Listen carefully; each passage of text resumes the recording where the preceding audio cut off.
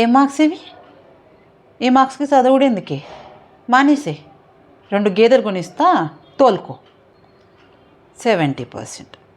మా రోజులల్లా వీధి దీపాల కింద చదివిన 90% వస్తుండే మాకు. అర్థమైందా? ఈ మార్కులకు చదువుడు ఎందుకు?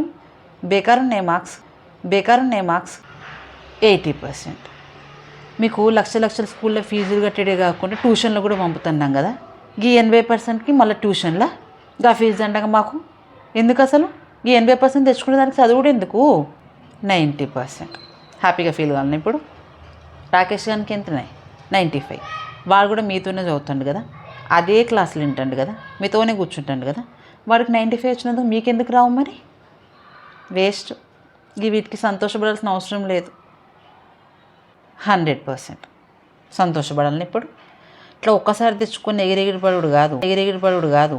జీవితాంతం ఇదే 100% మెయింటైన్ చేయాలి. అర్థమైందా?